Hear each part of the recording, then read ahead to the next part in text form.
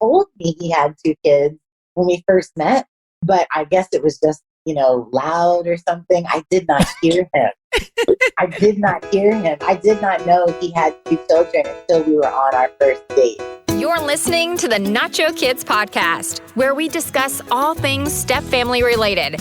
Real stories, real people, real help.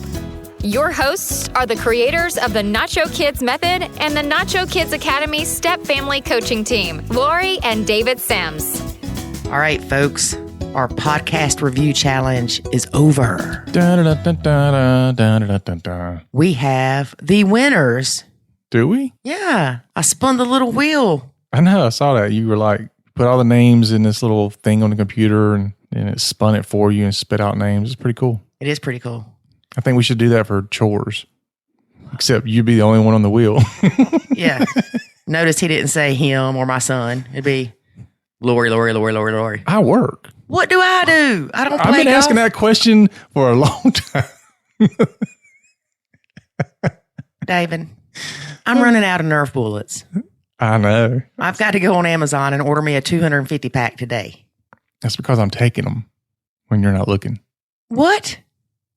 Look, we just got back last weekend. I know we record ahead of time, but we just got back last weekend from the Stepmoms Alive conference. And it was awesome, y'all. It was absolutely awesome. I had so much fun. It was awesome. And I noticed that when it was time for the men's panel, I'm sitting up there with a few more men. Lori's at the back of the room. And I noticed that the lady sitting right in front of me at the table has Lori's Nerf gun. I'm like, wait a minute. There is something going on here. Yeah, I gave it to her and I said, you will probably need this. Mm-hmm. I'd have shot you several times, but I guess she was afraid. Well, good. Yeah. I don't know that I like this whole, getting other people to do your bidding type stuff. I couldn't sit up front. Good thing. Okay. So anyway, the Stepmoms Alive conference, it was awesome. Yes. David and I spoke, and I think it went pretty well. At least that's what people were telling us. I don't know if they just felt sorry for me because I was so nervous, but it was okay. You weren't nervous. You did great. And thank you. See, I don't know if that's true or not, but okay. And it was fun watching David and the other men on the men's panel. That was hilarious because y'all know David. I thought I did. I thought I was well behaved. How about that? You were well behaved. I don't think we got kicked out of the community. So that was very important. Yep. And then we had a leaders panel on Sunday that I was involved in, and that was great too. Mm-hmm. I wasn't there. It was really good. The whole thing was great. And got to hear Laura Petherbridge speak, and she is hilarious. She just cracked me up. And then Laura Beth Ferguson, which we have as a guest on our podcast that we will be releasing soon. She has an amazing story. There was not a dry eye in the house. Mm. And thank goodness there was lunch between her and us. Yeah. Of course, I couldn't attend any of the things because apparently I'm gender challenged for that particular conference, and so I couldn't do it. But I did have fun hanging out with some of the guys, and had some couples from the academy that showed up, and so I got to hang out with them. Shout out to Jason. Thanks for letting me hang out with you. And then we met some moderators from your Facebook group, and yeah, we had a lady that I met in another stepmom group years ago, like right when Nacho Kids started. So 2013. So for 7 years, I've known her. Wow. And I finally got to meet her. And then another lady, she is a moderator in our group, and they are just lovely people. And I'm so glad they got to come out with us. Yeah. So yeah, I had a blast. It was great. Yeah. I wish it was a little bit longer though. Yeah, I know. We flew in Friday night and left Sunday morning. Yeah. It was almost like a one-day thing. Yeah. But anyway, let's get to getting to the winners. To the winners. All right. Now, not to say that everybody else are losers. Yeah. None of you are losers. This is just what the wheel determined. I know. So we had no say-so in this at all. So the challenge was to leave us a review, fill out this form on a page David created on our website for the opportunity to win a free scholarship to the Academy. Right. And so you're going to give away 3. One is a 3-month, one is a 6-month, and one is a full year to the academy. Yes. Wow. And we haven't told these people yet, so I can't divulge their full name. Yeah, probably not a good idea. So I'm going to tell you their first name and the first letter of their last name. Okay. Okay? All right. So. Drum roll, David. Hold on, let me get my desk. The 3-month winner of the scholarship to the Nacho Kids Academy is Kaylin C. Woo! Congratulations, Kaylin C. All right, so next one, 6-month winner. Kelly R. Kelly R. Congratulations. And then the biggin. Ready? This is the winner of the biggin, as David called it. The free 12-month scholarship to the Nacho Kids Academy. Well, I guess the scholarship is free, right? Yeah. Okay, y'all know what I'm saying. All Here right, it is. Hold on, let me give you the envelope so you can open it. Okay, the envelope, please. Here you go. What if you gave me the wrong name, like happened on one of the That things? would be funny. Yeah, okay. Y'all know what I'm talking about? It'd be your fault because you put them in the envelope. The winner of the 12-month scholarship is Krista O. Congratulations, Krista O. We are so excited for y'all. We will be emailing you and giving you the details of what you need to do to claim your prize. Awesome. That was fun. That was fun. I think we should give away stuff all the time. Yeah, like a little Nerfie. No, we're not giving away Nerfies because then everybody's husband and boyfriends and all that's going to get shot. Yeah.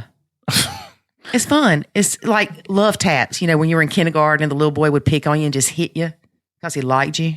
So congratulations to the winners of the Podcast Review Challenge. We are so happy for you and look forward to having you in the Academy. That's right. So we can teach you some stuff. Yeah.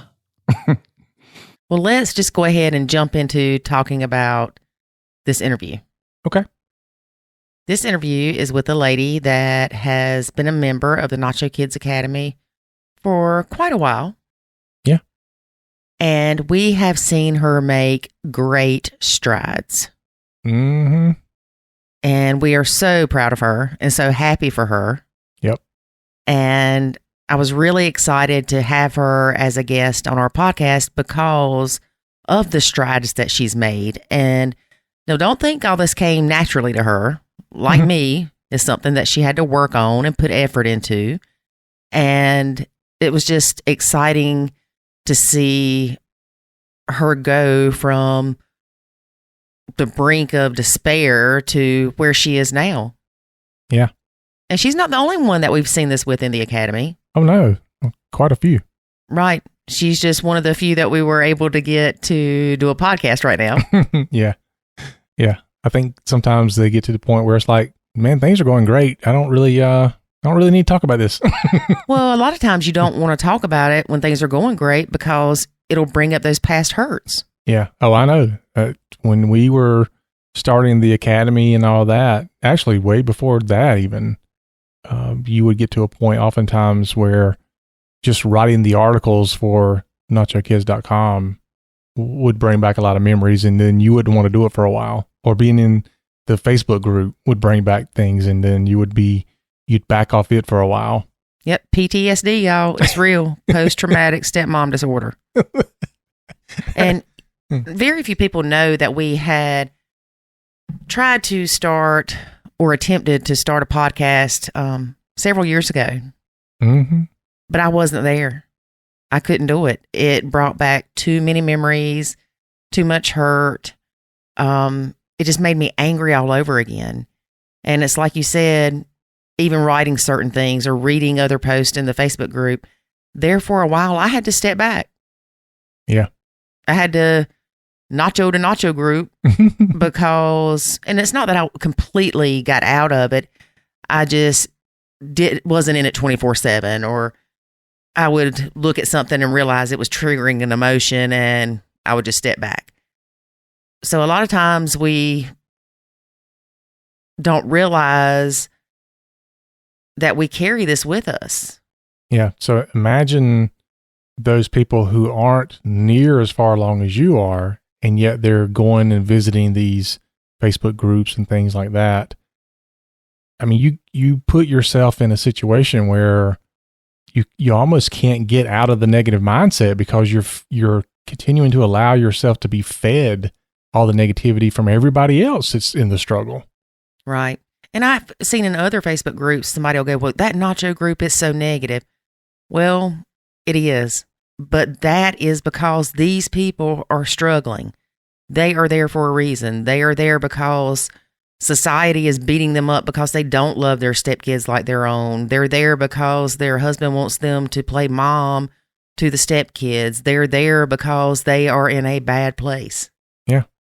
Or as Ariyana will say today in our show, she went through all types of groups and couldn't find anything that would work. Right. Until she finally joined the academy. Yeah.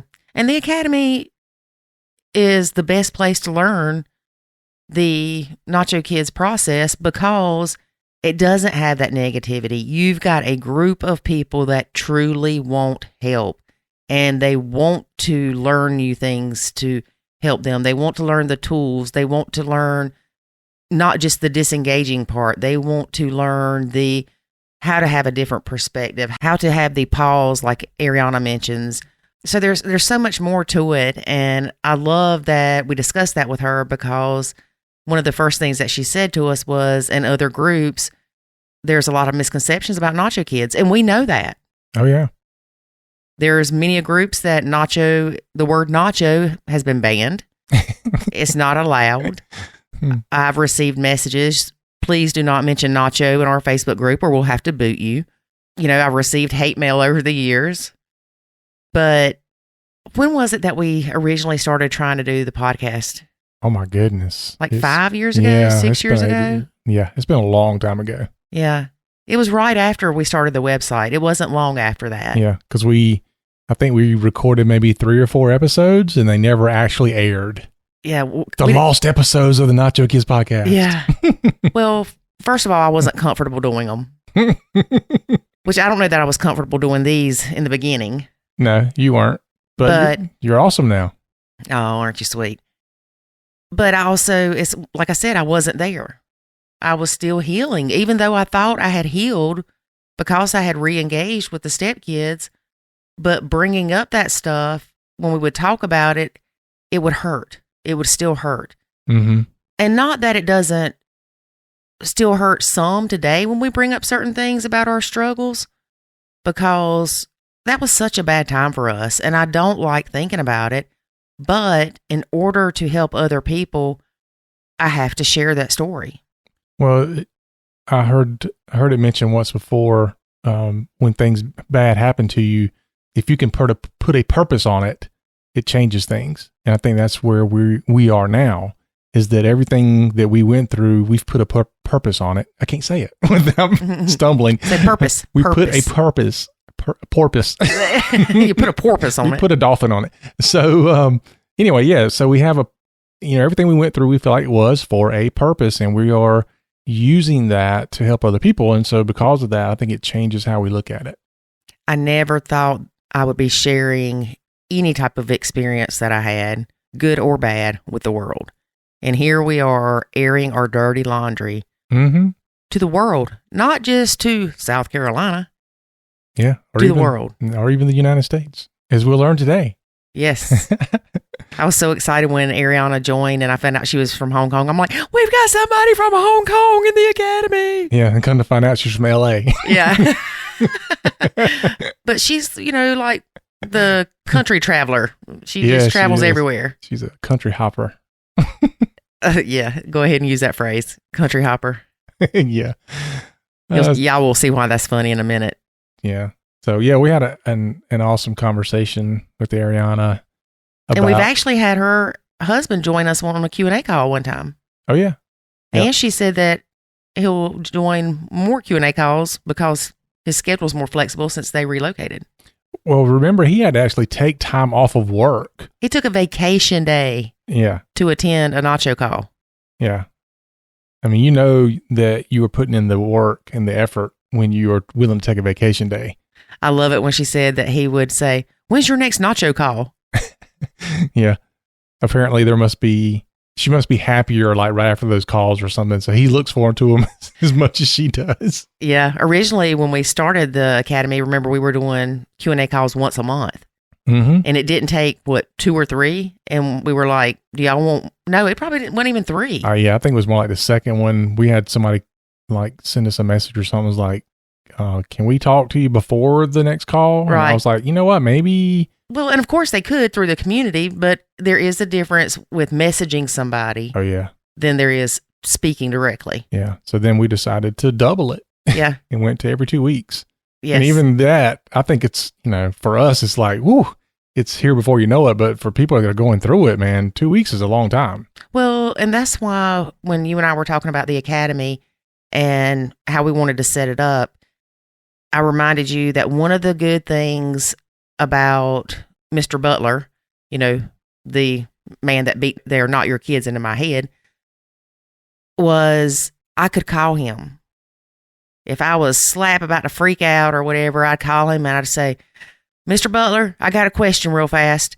And I mean, this wouldn't take 3 minutes of his time. Mm-hmm. And he would say, "Lori, they are not your kids." And I'd say, "Okay, Mr. Butler, thank you." And it's just knowing that you've got somebody there to reach out to and that you don't have to wait another 2 weeks. So that's why we felt that the community part of the academy was so important. And you and I, either one of us or both of us, are in there at least once a day. Mm-hmm. So to join the academy, you have access to David or I once a day. Every single day. And the replies aren't like on a Facebook reply. We may reply on a Facebook message or in the group with some information, but we laugh because the replies in the academy are more like novels. Oh, I know. They are long replies. Yeah, because we want to help people. That's what our goal is. Yeah. Sometimes I'll even record like a video and post it or something like that. Yeah. It's like, wow, this is going to take a while. Matter of fact, we answered one today. It was a 30-minute response, recorded response from you and I. Right. Wow. Well, it's easier than typing sometimes. Yeah, but think about that. A 30-minute response. Right. Along with the 5 to 6 hour Q&A coaching calls a month, because we schedule an hour for these Q&A coaching calls, but they always go. We need to change it and just go ahead and schedule 2 hours. No, because then it'll be 4. We'll have to start them at 3:00 in the afternoon to get to bed at a decent time. Yeah, but I do wonder if people that are new think, well, if I can't make it in this 1 hour time frame, then don't jump in late because it's not going to be there. Whereas we're there. That's true. All right, we need to talk about that then. Because everything we do, we want it to help you. Yep.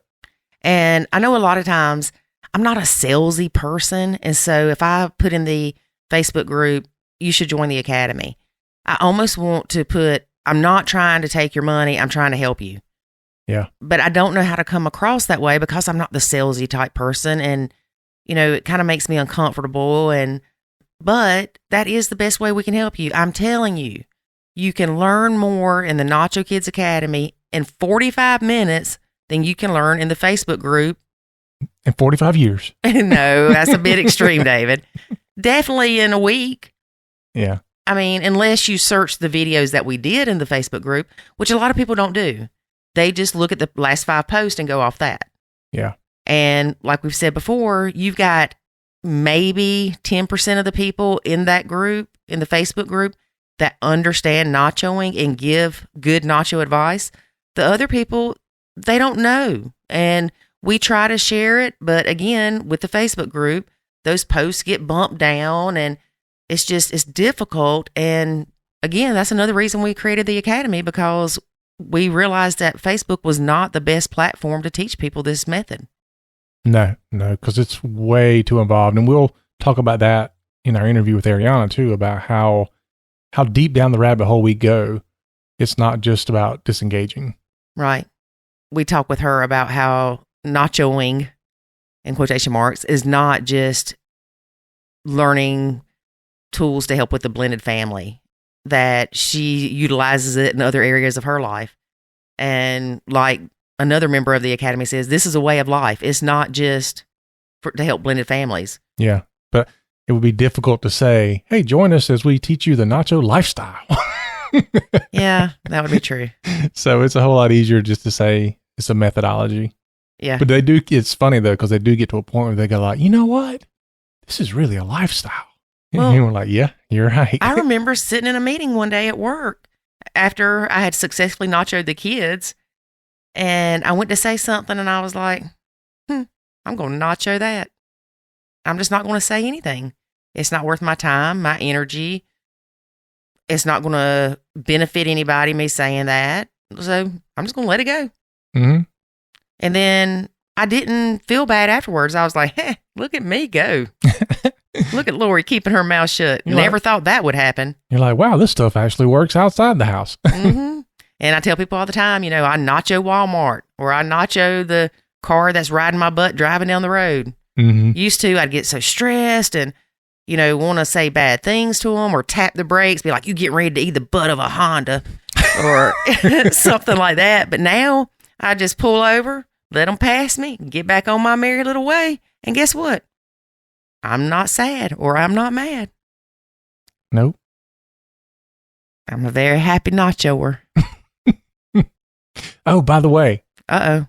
You got your shirts in today, right? Was it today? Yes, I got my nacho shirts in from the nachokids.com/store. Yeah, so we created a store that sells t-shirts and coffee mugs and stickers and all that kind of stuff. And so, of course, you have to go in there and order all kind of stuff. Well, I've got to be able to tell people about the size fitting and the quality of them. And yeah, actually, I was shocked. The soft shirts that you ordered are really good. Like, they're going to be good sleepy shirts. Like, those are like really good quality shirts. Yeah, they've got their normal t-shirt, their something soft shirt, then like an extra soft. And I've got to look to see which ones I ordered, but they are. And they're good quality shirts. Yeah. Yeah, they are. But you ordered them, you got them in. Are you satisfied with them? I got them in a lot quicker than I thought because it took a week, maybe? Yeah, and you said that some of the reviews that you had read said it takes a little while because they don't print them till they get the order. Right. And they even tell you on their website that, allow 2 to 3 weeks. Mm-hmm. And yeah, I think it's been a week. And right. I got all 4 shirts, all different shirts. When I say all 4, that's not all that we have. I think it's probably not all that you ordered either. It is. I try to limit myself. I think, how many did you say we have on there now? 30 something options? I think so. And I came up with a couple more today as we were driving down the road. So I need to create those. Yep. So I need to add those. But I'm really impressed with them. I am. Yeah. And you got a sticker too, right? I did order a sticker. I didn't see that. Is it good quality? It's in the car. I don't know. And you hadn't looked at it yet? No, I hadn't looked at it yet. Okay, we'll check that out and see. But yeah. Now, I will say one thing that kind of shocked me was the shipping charge. I was like, whoa, Nelly, that's kind of high. But I just ordered more shirts and it balanced it out the way I looked at it. So I guess if you order one shirt, it's probably not very good. No, I think it's like $11.99 shipping or something. For one shirt? Yeah. Mm. Well, I'm guessing. I don't know that I ever just put one shirt and look in the cart. Maybe it was 2. But I do know if you get 4, the shipping's only $12.99. Oh, yeah, that's not bad. Yeah. So order more. Well, I would expect about $5 per shirt for shipping, something like that. I don't know. Maybe if I order 10, it won't be but 13. Look. I'll let y'all know. No, you won't. Well, I mean, nobody likes to pay that much for shipping. But let's make this clear. This is not through us. We don't have any control over the pricing of the shirts or the shipping cost. Right. It is somewhere that we design the shirts and put it on this website and they handle everything else. Yeah. Yeah, we did it mostly because there's so many people that have said, oh man, I wish we had a shirt for that, or I wish I had a coffee cup that said that or whatever. And I'm like, you know what? There's nothing to stop us from creating that. I mean, it's, so went out and found a place that we could do it. And the quality was good. And actually the quality, and once we ordered them, I think they were better than I anticipated. Yes, definitely.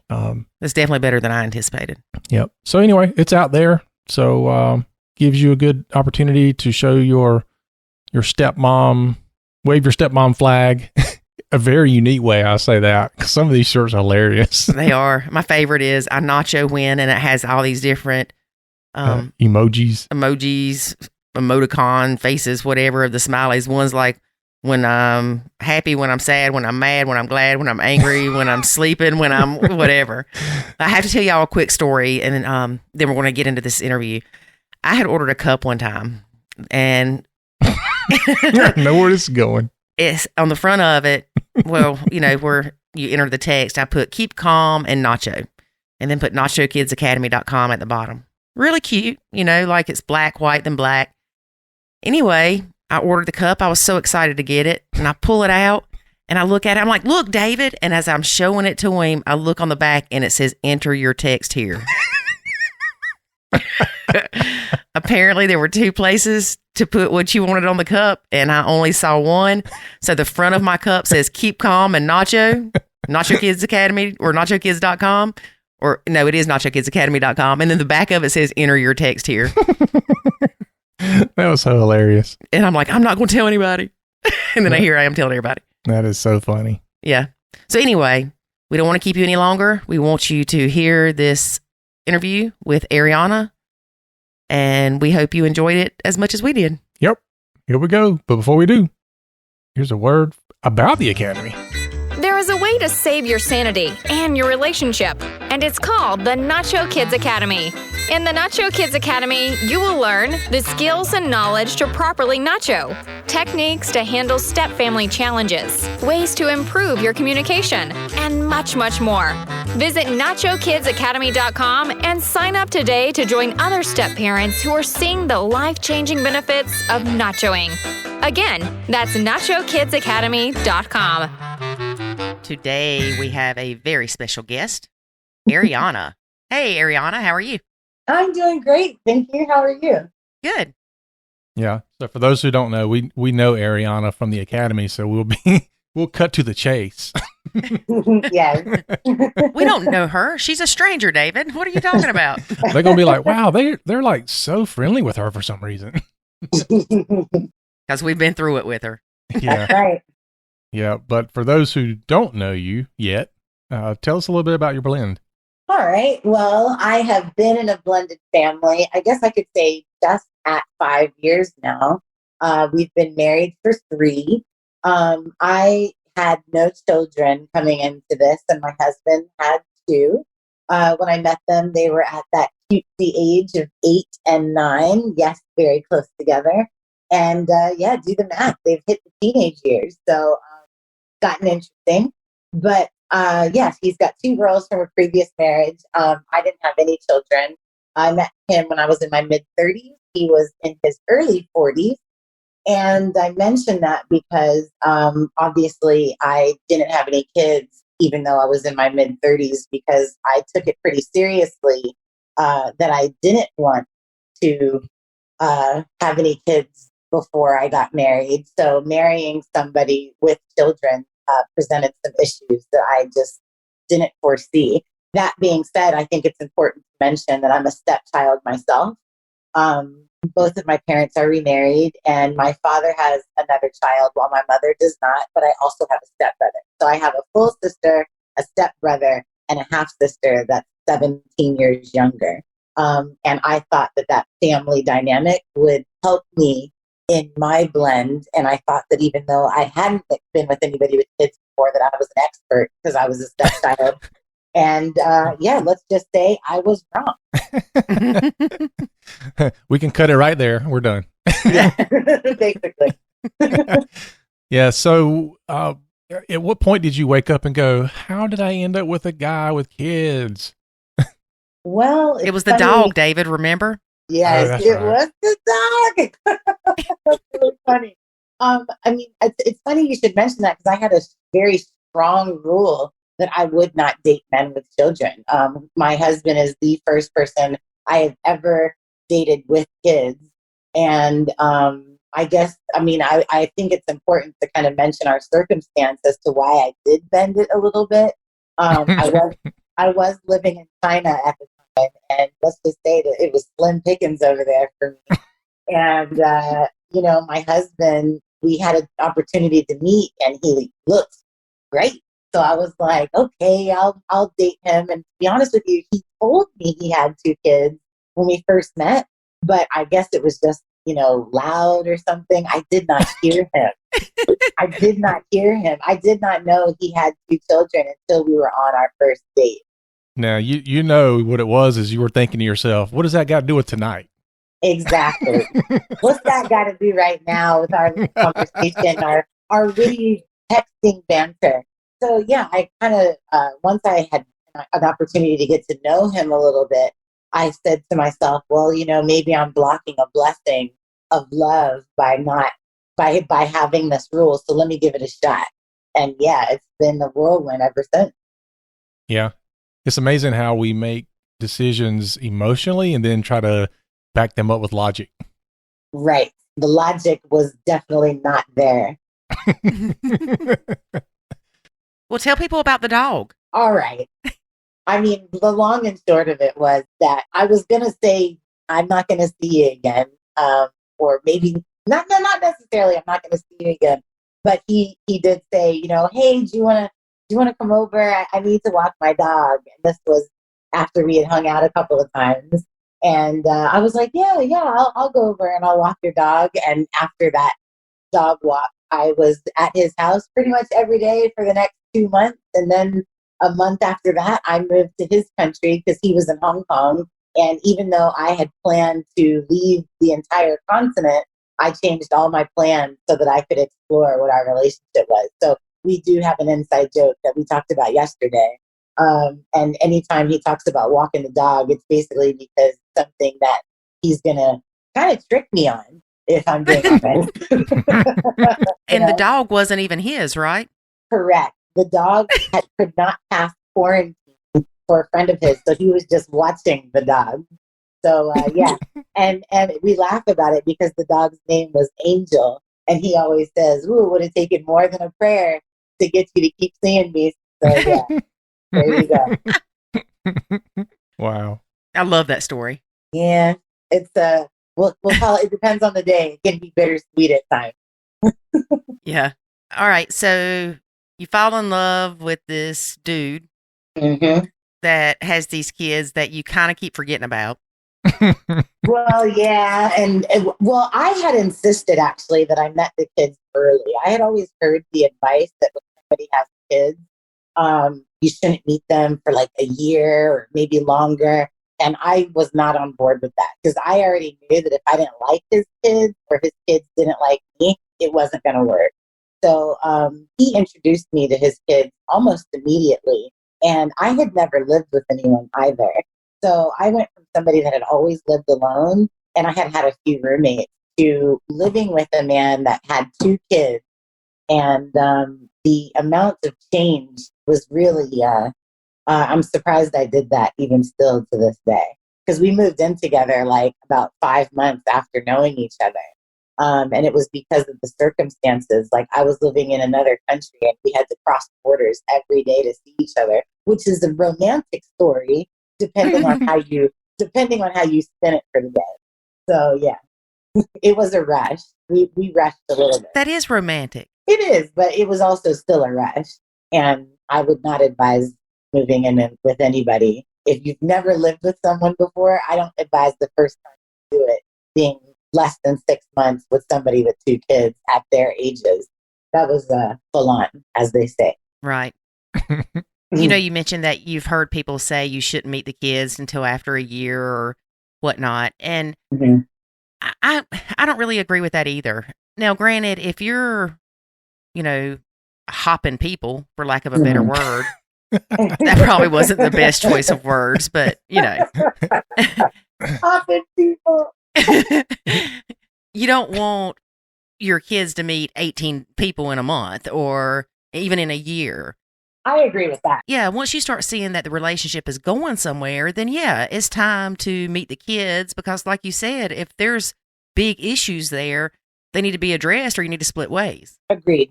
Looking at Lori and going, and you still stayed. I have no excuse for my ignorance. It wasn't because of a dog. We know why. Oh, Lord. Okay, Ariyana, help me out. All All right. So you move in together. The stepkids, what kind of visitation did you have with them? Oh, that's the interesting part. My husband was married to a woman that was from they were both from different countries. She was from Japan, he was from Australia, but they got divorced in Hong Kong. And they thought it was a good idea to have a very loose custody arrangement, which I'm sure we'll get to later, but we're paying for that now. Because basically, when I first met him, he had his kids every weekend.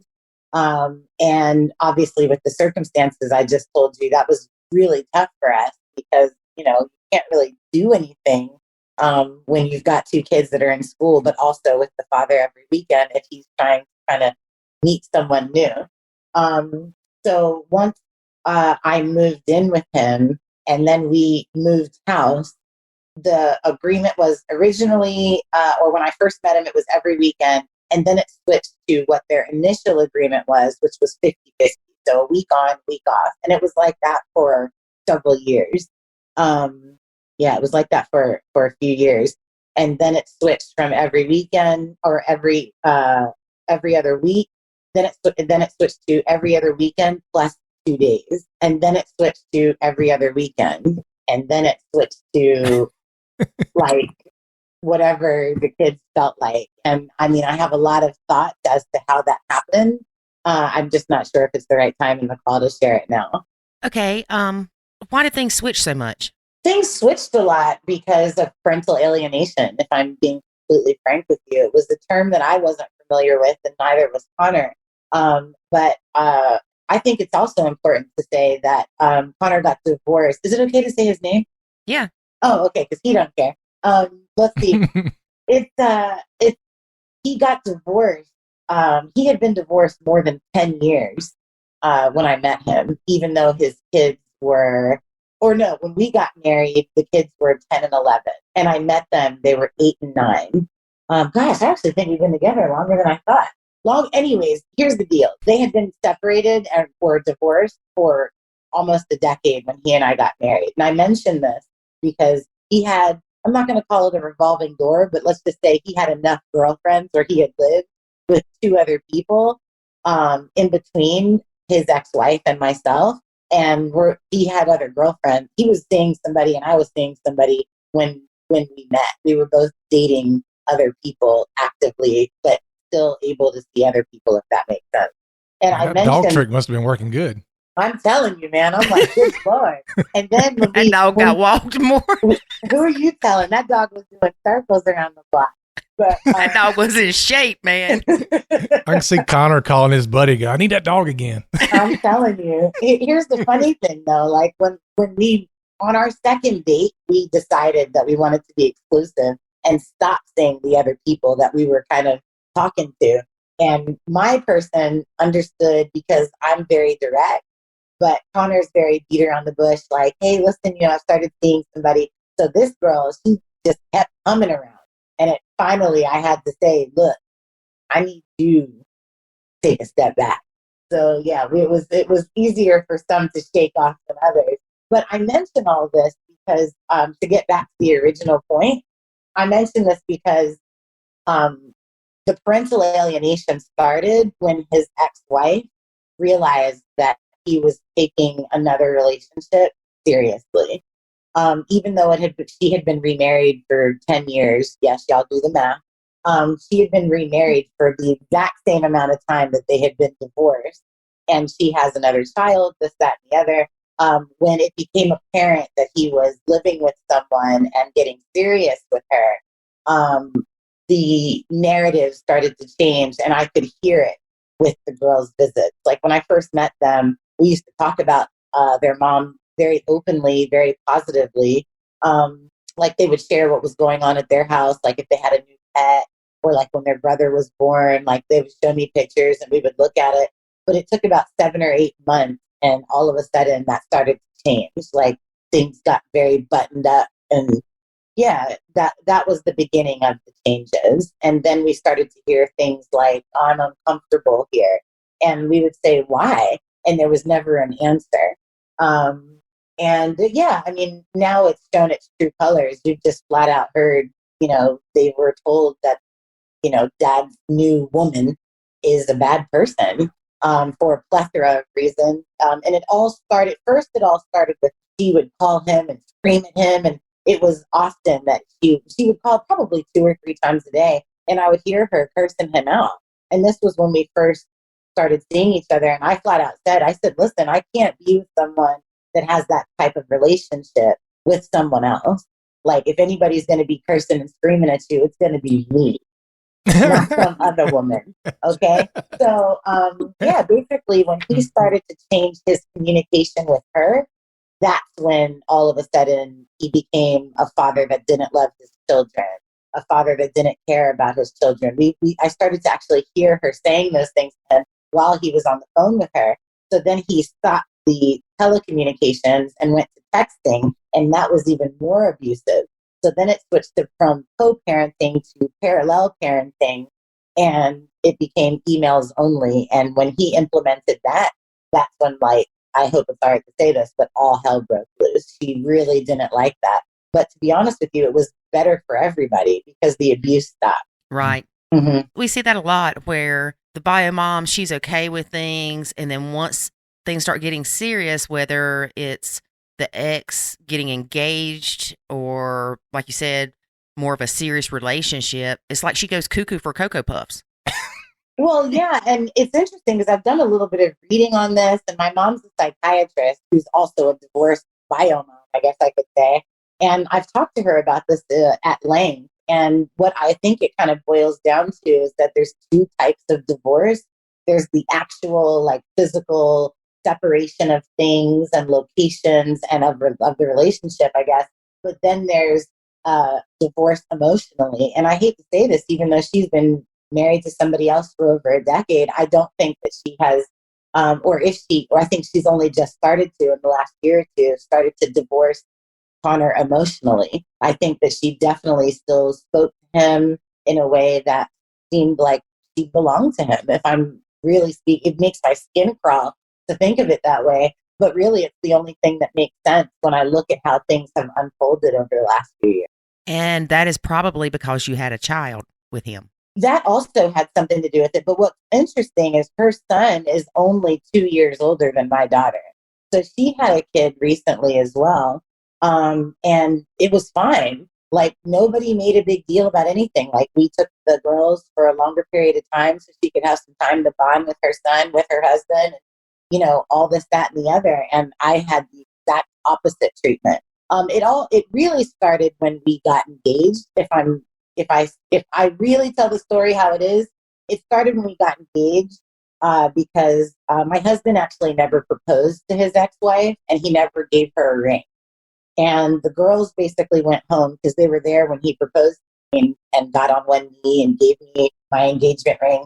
And they went home talking to their mom about this beautiful ring that he gave me and this, that, and the other. And because they're kids, they don't know. But when she found out that he gave me a ring and proposed properly, I may not be a bio mom, but I'm a woman, and that would ruffle my feathers, even if I was somebody else. And she still doesn't have a ring, even in her new marriage. So I think that there's a level of, like, why that's when it started. And that's what I heard the girls change their narrative. Like, they would always say, oh, we like your ring, it's so pretty. And then all of a sudden they started speaking really negatively to me about it. So that's when I started to take notice of a change, was when we got engaged. And we were married a year later, and we had a wedding. They didn't have a wedding. We had a honeymoon. They didn't have a honeymoon.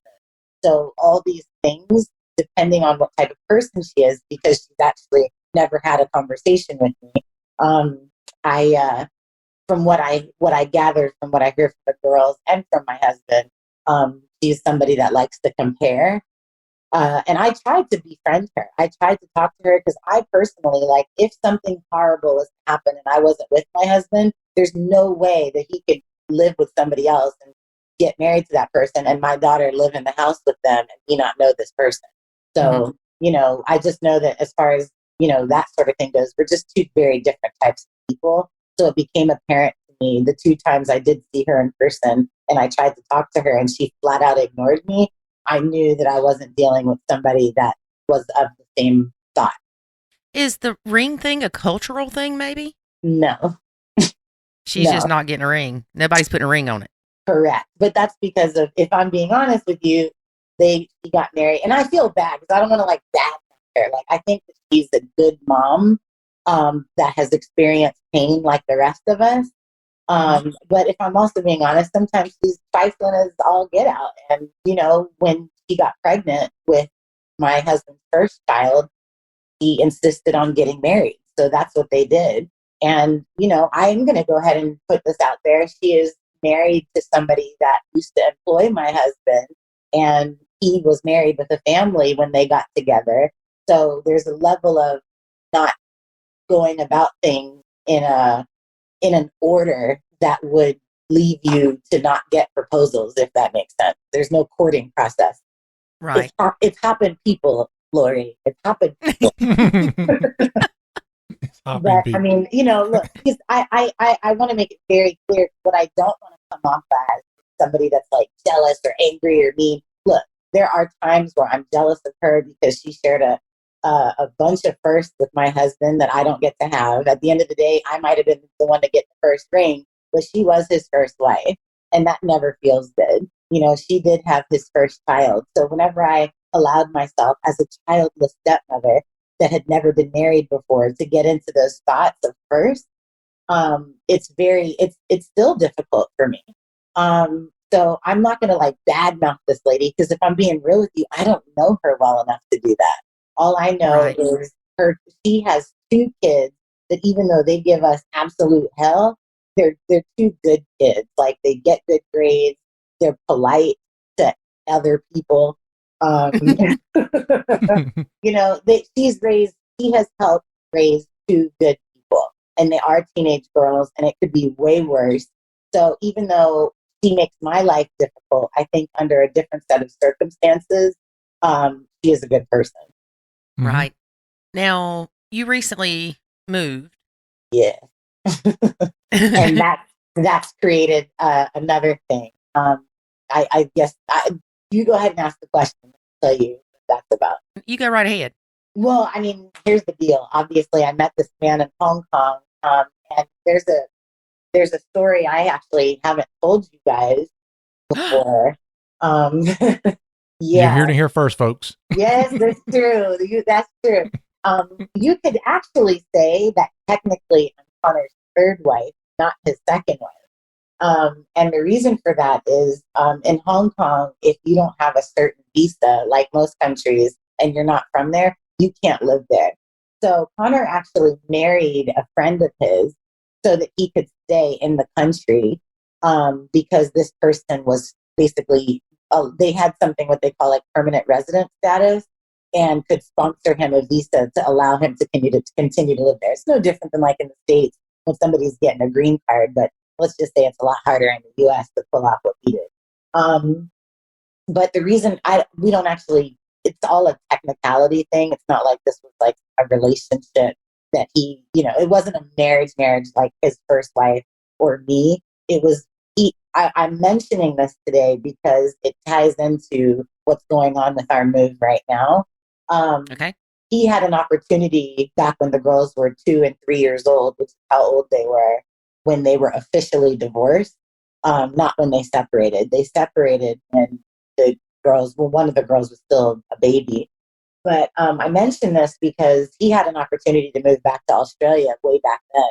But he's a really committed father, which is something that he and I, both of us, we didn't have growing up.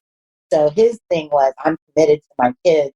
I'm not going to leave them without having enough emotional equity there where they know that I love them. So he married this person, which was basically a financial transaction, so that he could stay in the country, and had kind of resigned ever having another family or really any happiness as far as love is concerned. Hence the perpetual dog walk. But when we met, he had just gotten enough years in Hong Kong to also become a permanent resident. So he was able to basically divorce this friend of his, and that he was basically allowed to live in the country without all that extra. And I mentioned that because we've just left Hong Kong and moved back to where he's from in Australia. And the girls are still in Hong Kong.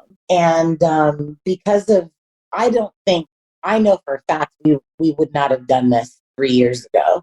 But because of the way the visitation has dwindled down to next to nothing and the success of the parental alienation, after a lot of conversations with his family, my family, and the girls themselves, we think the best way to kind of salvage this is for him to have larger chunks of time with them, because that's the only time that we would ever start feeling like our little family like we used to be again. Yeah, because you have more influence when you have a longer time span. Absolutely. Because basically what started happening was the girls were coming every other weekend. They would come on Friday, pissed off, and leave Monday morning, just starting to get normal. And it was this weird, like, cyclical thing. So I know for a fact that it will be awkward when the girls come for the summer. They're basically going to come here every summer for the entire summer and all holidays.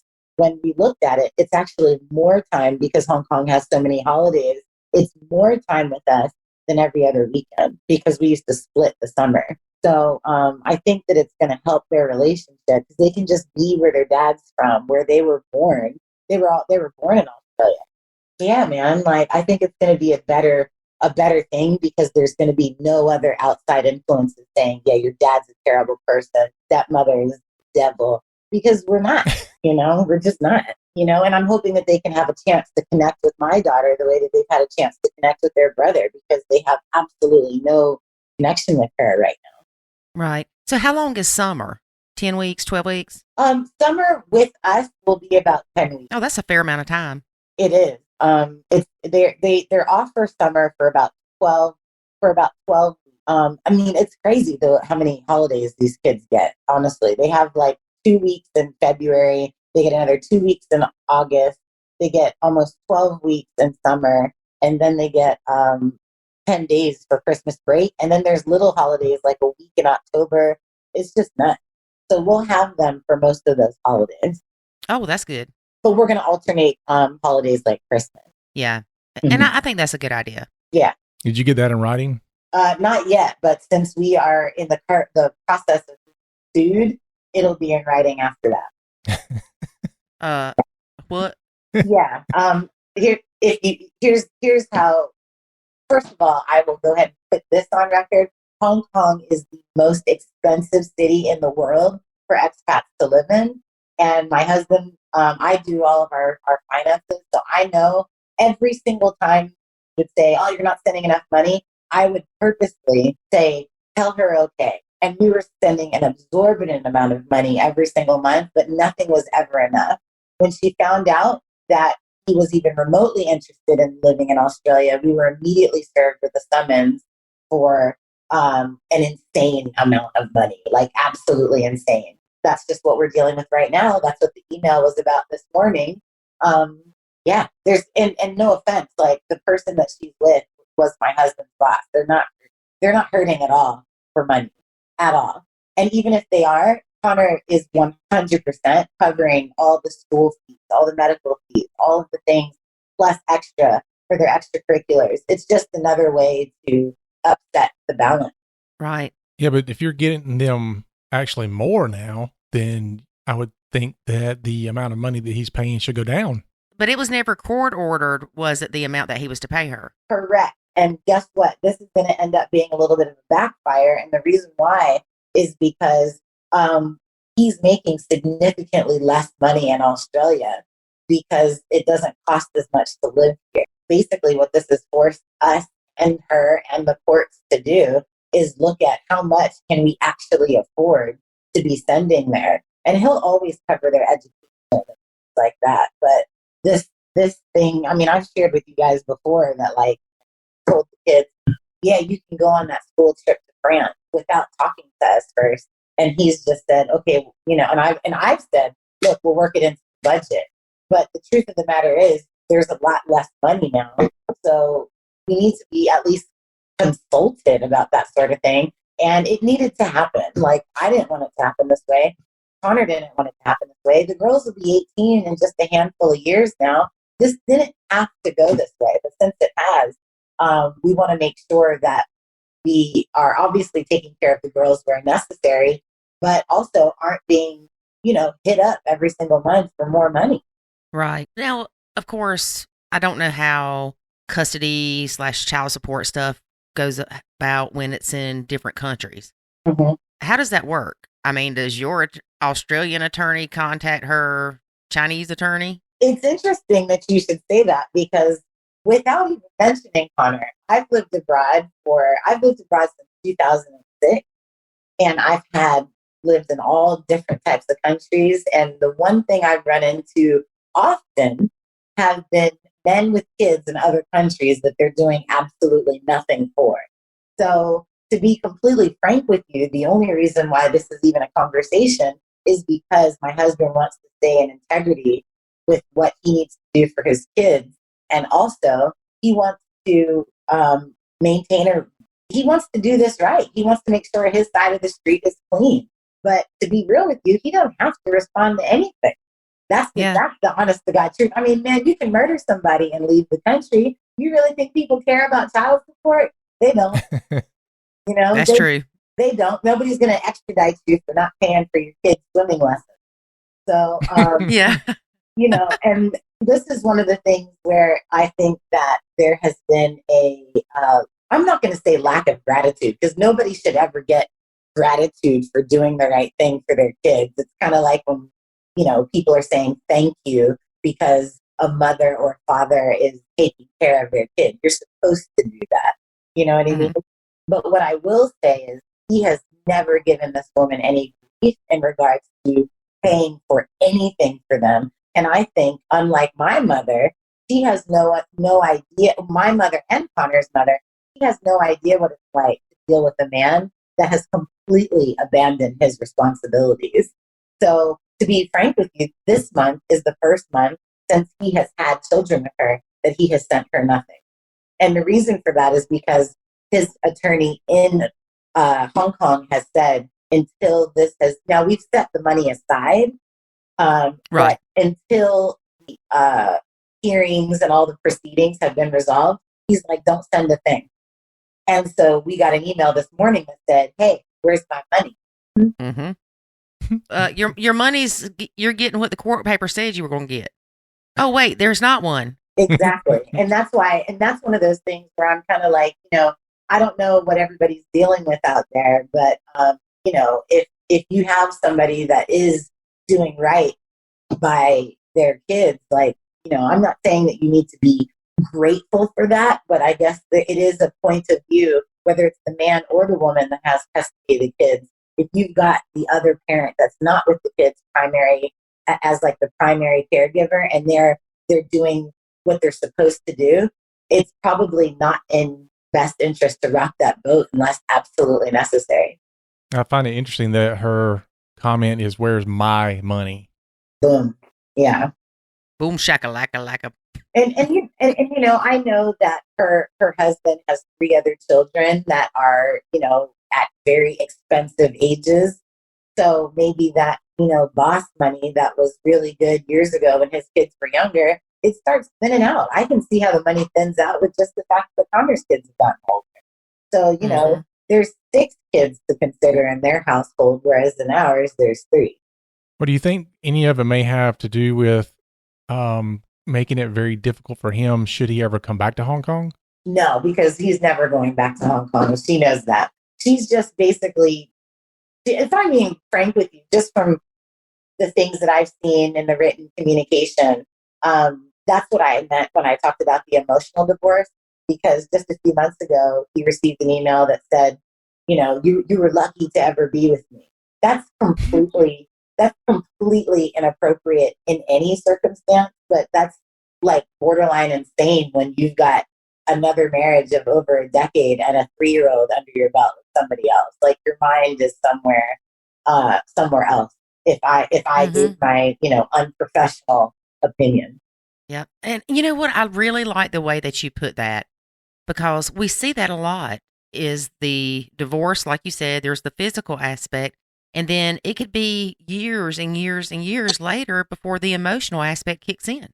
Well, it's funny you should mention that because before, even after I've had my daughter, there's been some really rough times with my husband. And I thought, you know what? I'm going to leave this fool. And it was actually David that said to me in one of the Nacho calls, he said, now listen, you're going to be in a blended family no matter what now because you got to. You're like, crap. And I remember thinking, so I research things. I read a lot. And I've read so many articles that say that, depending on the circumstance, obviously this is not for everybody, but if you can essentially work it out with your partner and they haven't done something that's like an absolute deal breaker, which are different for everybody, then you might want to try and work it out with them. Because one of the few things that I keep seeing come up is that if you could not see your partner happy with somebody else, then you're going to struggle if you divorce them. And Connor was the one that said, she was doing whatever. And he said, I'm calling it, and he's happy for her. Him and her husband get along great. When the problems are really bad, he actually speaks to him to help smooth things over. But she hates me. And I came on the scene way after they were finished. So there's something wrong with that. Yeah. So, yeah, there's that. I have my own opinions about that. Yeah. Did you live that, Lori? No, I've seen it so much. It's like, we're not assuming anything, but just say hypothetically that the ex had a relationship with her current husband prior to her previous relationship ending. No, that happened in our situation. 100%. I know, but I was trying to act like it didn't. No, I did. I'm not going to be that nice now. Okay, well, if Skank Ho cheated on him, then it's almost like they have a guilt about it or something to where, like you said, that they don't want them to be happy. I don't know. I don't really get it, but I see it a lot to where it's like, I cheated on you. I didn't want to be in our marriage. You left. You met somebody else, and now I'm mad about it. I can tell you what I think about it. Please do. I grew up with a mom that used to say, be careful, because the grass always looks greener, but sometimes it's astroturf. Yeah, that's similar to what I tell people. When the grass is green on the other side, it's usually because of the fertilizer. And you know what fertilizer is made out of. More manure. Yeah, because at the end of the day, like, I know that everybody's different in a relationship. I'm 100% certain that I have a different husband than she may have. And I'm not going to, discount that. There's a lot of factors that go into that. But ultimately, even when I tell you this man married a friend to stay in a country to be with his kids, he's a good person. He's a kind person. He is not a cheater. And he's a very loyal person, sometimes to a fault. And he has that Australian accent. Yes, he does. But now everybody down here does. So he's not special anymore. Yeah, if anything, I'm special and I hate it, but that's all right. I guess you could say that, even when Lori married me, she married a different person than my first wife married. Absolutely. And, and I'm certain I have a different version of her than her exes. Yeah, but he complains about that. He said they had the fun version. Yeah. Well, I think. What's that nervous laugh, David? Because I'm thinking as I'm laughing, and it makes it nervous. But no, I think what happens sometimes though is that some of the fun parts of you that were naive and just kind of threw caution to the wind, oftentimes those things kind of die when you go through a bad relationship, and that's when you kind of look back and go, there are certain parts of this person that I would have loved to have been around and experienced, but they're not there anymore. Right, but I didn't have a kid then either. No. It's interesting that you should say that because I have the opposite situation. In my opinion, from what I can see, I would say that that my husband was very passive in his decision making, kind of just going with whatever. And I'd say in the last 2 to 3 years, I've really watched him come into his own. I've watched him grow in leaps and bounds. There were areas that I felt he was extremely stunted. And I'm sure that he had some issues that, everybody wears a little bit of baggage from their old relationship. But I think that actually making the choice, like, I'm not going to put a whole bunch of weight on somebody proposing to you. But I think being chosen and somebody making that choice in their mind, you're automatically setting things up to be different, because it's not like, all right, well, you're pregnant. Let's get married. And trust me, plenty of people do that and it works out. So I'm not downing people that get married because there's a child involved. I'm just saying, for my particular circumstance and the person that I'm dealing with, lived life very haphazardly, where he never made any decisions. So it was more like, or let me take that back, because every single thing he did was a choice. But he didn't put thought into them. He kind of just did what he was told. If I'm being real, that's kind of what and that presented problems when we first got together. A lot of problems, actually. Right. But he was doing it to keep the peace. Yeah, exactly. That's exactly Lord right. knows. Man, don't we do that a lot? Yeah. And here's the issue. I think that even in some of his relationships previously with me, look, I can even mention something with my mother-in-law. My mother-in-law, I noticed, really had some strong reactions to me. And, we had it out a couple of times. And look, it is what it is. But it came out later that even though he had been married before, and even though my husband's closer to 50 than 40, she made it very clear, but he wasn't then, but this was a few years ago. She made it clear that she was the woman in his life, not his ex-wife. Mom? Yes, mama. Ooh. And, like everything he needed help with, she was there. The things that my husband and I make, we're a team, period. In every single decision, there's nothing done where we don't run it by each other for the most part, except for the things I'm not sure. I think that he had to grow up a little bit for us to be together. Because like I said, I made a joke about it, but like, there's something off when you're trying to bond with a woman and there's some other woman from your past calling you every day, screaming at you, over nonsense. Like there were a lot of doors that needed to be closed and a lot of cleaning up that needed to be done. And actually, prior to us leaving Hong Kong, as frustrated as I was with this whole court proceeding, Connor had a really measured emotion about it that is new, period. Like, if this had happened 4 years ago, it probably would have broken. But he was like, you know what? This needs to happen because I need to clean this up. I have let this non-specific custody money situation go for too long. It's uncomfortable, but let me deal with it. So for the first time since he and I have been together, there's something major taking place, and I'm 0% part of it. That is awesome. Yeah, he's handling it. And honestly, it all happened. There was a call that we did with the Nacho Academy. I told y'all that she had sent some documents and this, that, and the other. And I had a nightmare that night. I had talked to you guys about basically some of the things that we were toying around with, like, what about setting money aside and this, that, and the other. And just, I kind of needed to hear other people say it's okay to pause and let that flesh itself out. And I've always been intricately involved in as much as possible when it comes to things that have to do with our finances. That's just how I am. But with this, I had a nightmare after our nacho call, not y'all's fault.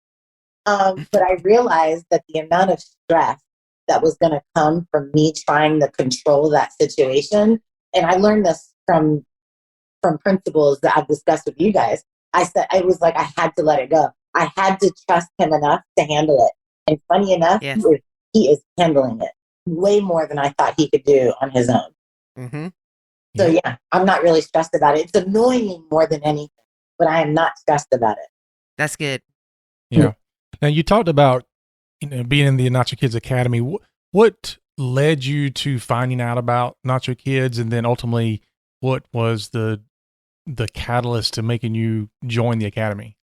Well, for me, I had already been researching disengagement for a while, and Connor and I would talk often about all the stuff I would find on the internet. Like we would argue, and then in the middle of the night when I couldn't sleep, he'd wake up to like 40 articles forwarded to him. Like, we were constantly searching for something to help alleviate pressure. That's what we were looking for. And basically, I was just searching, just looking. I mean, it was always in the middle of the night. I was always upset. And to this day, the only thing he and I really can get up in arms or furred up about, and I always say furred up because we had 2 cats that, like, they fur up and they look crazy and they run around. So even though that's not a real term, it's a real term in our house. We'd be like, "Oh, you furred up." But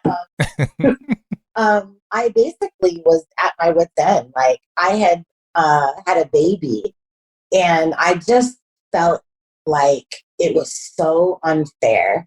You know what I mean? Like when I looked at how much stress I was under because of 2 other people being very lackadaisical in their decision making. That's my thought on it. Whether or not anybody would agree with me, I don't know. But that's how I feel about it. When you have one kid unplanned with this woman, and this is me talking to my husband, and you're unhappy and don't want to be with them, and then you are, I'm just going to say foolish enough to have another one, not even 2 years later. What are you doing? Like, what did you expect to happen? And so that's the type of thing, like, he and I would argue about.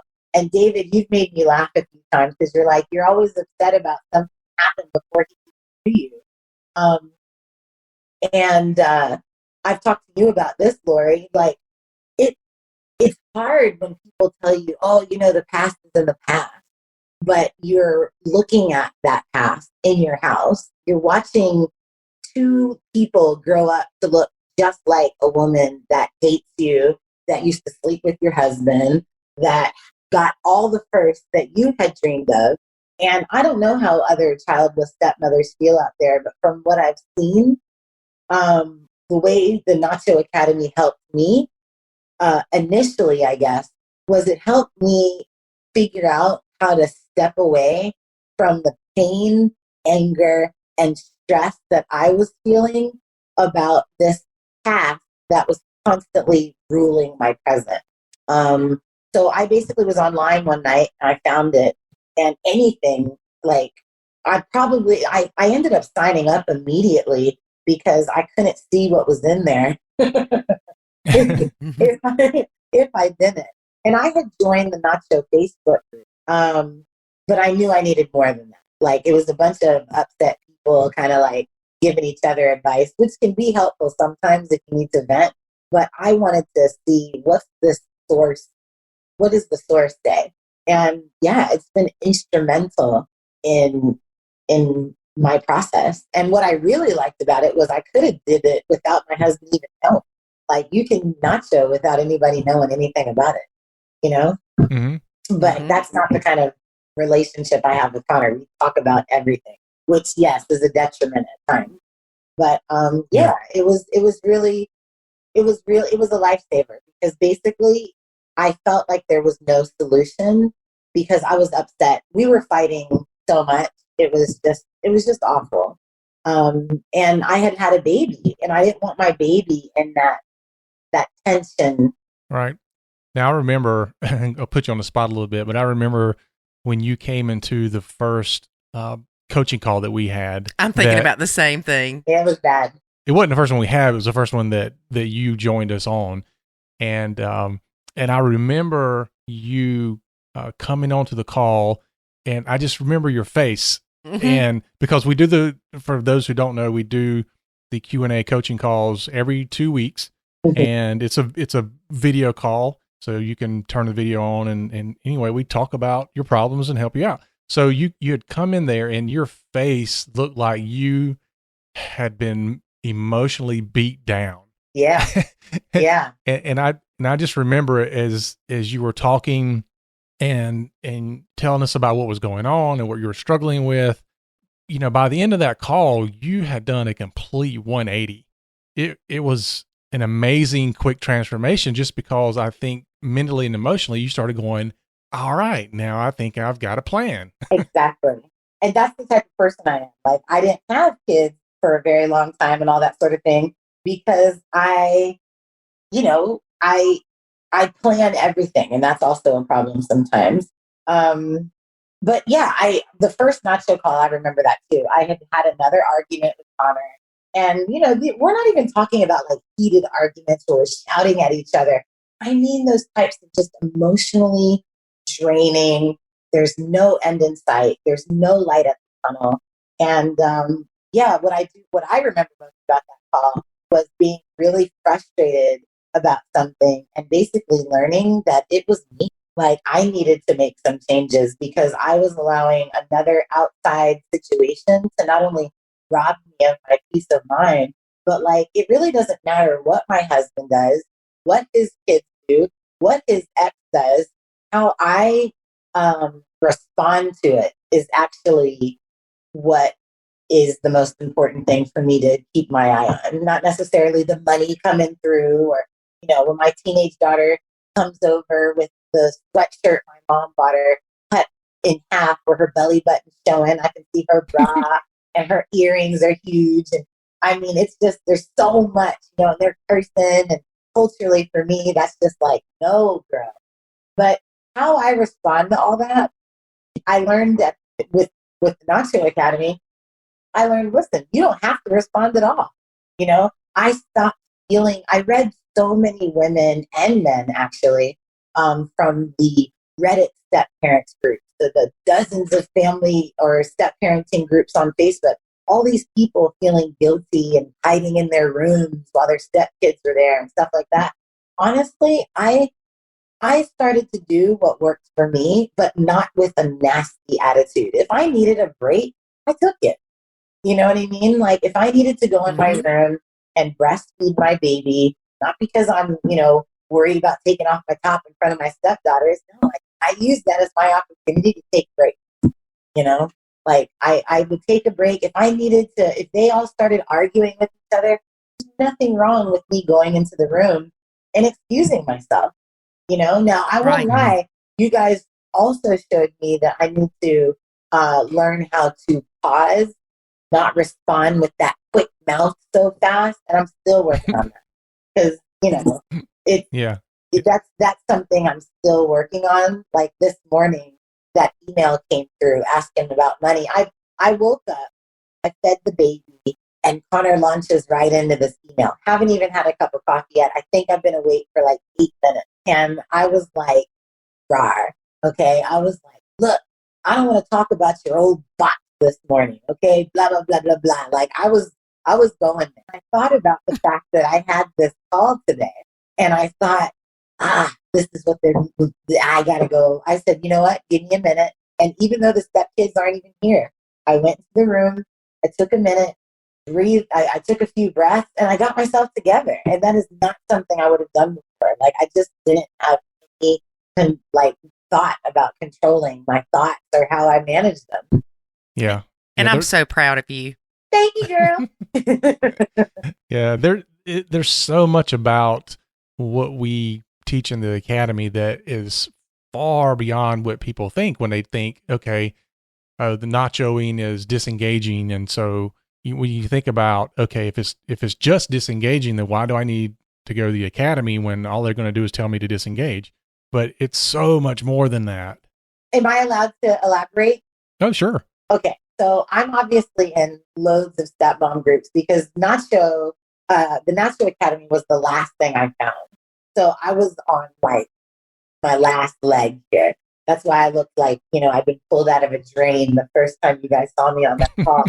But I see in a lot of groups the nacho method being misrepresented. A lot of people think that it means that you're essentially that kid. Or that you're like ignoring them. And that's not it at all. Funny that we're talking about disengaging because I haven't thought about this until I'm sitting here right now. But I talk about the fact that I was a step kid. And I will say, I do believe my experience as a stepchild, since I have a terrible relationship with my stepmother, who fits all of the stereotypes. And I have a touch and go relationship with my stepfather, but overall, I respect him and he's a good man. I can't imagine dealing with what he dealt with, which is having 2 teenage daughters, 365, because my dad had evaded his responsibilities. That's really tough. But I mention this because I believe my stepfather actually tried to disengage with me, but he did it in a way that people get confused. Nacho is. My stepfather would go sometimes 2 or 3 months without speaking to me. Like, I would actually say, like, good morning, and he would just ignore me. But then, like, if I got in trouble at school, if you can believe it, I used to get in trouble at school a lot because of my mouth. Like, I would constantly, talk back to teachers, not even necessarily in a disrespectful way, but I was the why kid, like, why? But when I would get, you're going to explain that to me, woman. yeah, man. But like when I would get in trouble at school, my stepfather would, it was like, that's when he would reactivate. That's when he would engage. So when I was in trouble and I needed discipline, that was the only interaction I had with him for years. But other than that, he was completely disengaged otherwise. And I feel sometimes that that's what people think nachoing is. People think that basically you disengage to the point where you treat the kid like they don't exist. And that's not what it is at all. For me, No. What I've learned anyway, and obviously you guys correct me if I'm wrong, the way that I nacho is I treat my stepkids the same way I would want to be treated as a stepkid. And on topics that bring me stress, that's where I disengage. I'm not their mom. And I've been remonstrated. There's literally no other word that I can think of in a plethora of stepmother groups, because I am not a stepmother that says, oh, those are my kids. And I don't use the term bonus baby either, because no offense, bonuses are rewards. And this has been more of a test than a reward. And I tell people, look, I can try and, play house all I want, but they have a mother that is active in their life. So the minute I start acting like their mother, in our dynamic, maybe there's some other extenuating circumstances that people have where, like, maybe the mom's in jail or, the dad's, doing whatever. He's, deployed or something. So they really are the only person there all the time. That's a different circumstance. But for people that have my circumstance where they have 2 active parents in their life, for me, it's not appropriate for me to be disciplining those kids. I'm just some other person that they only know because their parents didn't work out and their dad's with somebody else. And even though my stepkids don't have any recollection of their parents together, I still bear the brunt of them being angry that they're not. So for me, all disengaging is when they come to the house, I might want, I don't discipline. That's what it is. I don't do any discipline. And I am fortunate enough to have a husband that is supportive. So if I say to him, listen, this happened, I remember calling once, talking to you guys saying, the dishes, man, they don't do the dishes right. And you guys taught me basically learn what hills you're willing to die on, because yeah, I do have a husband that if I say, hey, those dishes, you need to get them to do the dishes, he will go out there, talk about the dishes, but he's annoyed with me because the dishes aren't a big deal. So I've learned how to kind of measure, weigh things up where it's like, if it's not that big of a deal, let it go. But if it is something that requires some discipline, like cursing in front of my, 8-month-old, then I'll tell him, you need to go get that checked. And he does. But he's the parent, not me. That's what nachoing is in my household. And it has saved my relationship with my husband, 100%. Woo! Yeah, I don't think about divorcing him 3 times a week anymore. I'm so glad. I've got to say this. David was talking about his memories of your first call. And, I remember sitting there watching you and we would say something and you'd be like, crap. You'd have that crap, it's me look. Yeah. Or darn it, I knew they were going to say this. Or It was just funny because you were so expressive with your face, and you wouldn't even have to say anything, and I would be like, "Girl, I know, I Yeah. know." Yeah, and it's hard when you're basically, I do think that there are staunch differences in experience with two people that have been married before, or even just had relationships before, that bring two kids, or that bring kids from different relationships into a relationship together. And I also think there's a huge difference between step parents, whether it be a man or a woman, that have no kids, that are blending with somebody that does have kids. I think that I'm not going to say that that one is more difficult than the other, but I do think, because I've been able to hear from all the Nacho calls, no, we're all in this.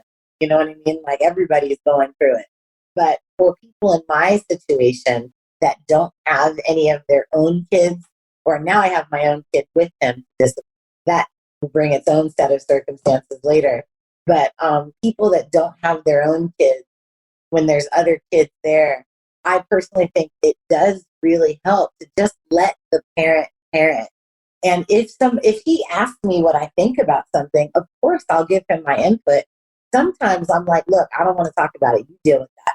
Very rarely do I do that, but sometimes if I know it's a sensitive enough topic that it could possibly create stress between us, I'm just like, look, man, pretend I'm not here. Go do you. I'm not going to say anything.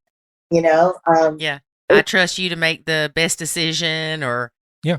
Well, you do want to empower that person, because it's funny that sometimes the women that complain the most about, my husband won't step up, they're also the same people who never allows the husband to step up. That is the truth, because I was one of those. I was one of those I'm enough of a control freak to the point where I'll admit it.